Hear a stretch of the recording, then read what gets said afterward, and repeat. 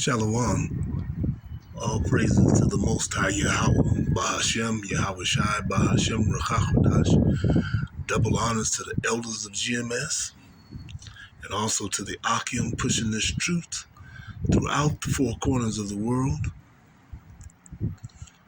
through the last days, the last seconds of the last days, and also to the scattered elect throughout the four corners of the world, the Israelite foreigners, known as the speckled birds, often looking like the nations that they're in, but are actually from the seed of Jacob. I say to you, Shalom. And I just want to quickly talk about a scripture, the wisdom in Solomon, chapter 5, verse 2, when it talks about the strangeness of they shall see the strangeness of thy salvation, and they are the other nations, and will see the salvation, the salvation of the Israelites who made it and who will be delivered from the turmoil, in the midst of the turmoil that's going to ensue full blast very soon. You know, they will see them ascend upward to those chariots into the sky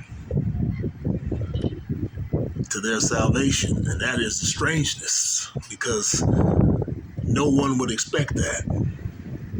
That's beyond anybody's comprehension. That's something you see in a science fiction movie, like in the movie, something, you see out of,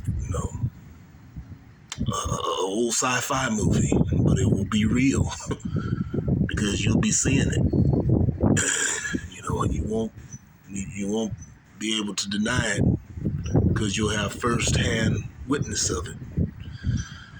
And that will be the day when all the naysayers and all the people who criticize, that will be the vindication. I remember there's a brother in the Chicago camp says that outside of salvation, one of the greatest feelings that will be had and felt in that day was to look at all your enemies, foreign and domestic, whether they're the heathen nations or your own people, and say, I told you so. Those who scoffed, those who didn't believe, those who laughed at us and called us all kind of names. Look at the Power Rangers with those outfits on, standing on the corners all over America, preaching the same thing year in and year out, and nothing happens. Reading a book that man wrote, and all these things that they say all these naysayers. And it brings me to another scripture, Romans 3:3.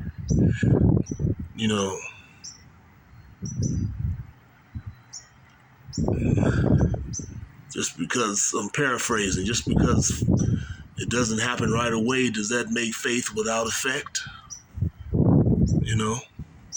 Just because, some don't believe, does that make faith without effect? Surely not. But they will believe in that day. And as far as our own people, they'll be too late. Should have believed now. When we were on we're on the highways and byways, because it is really almost over.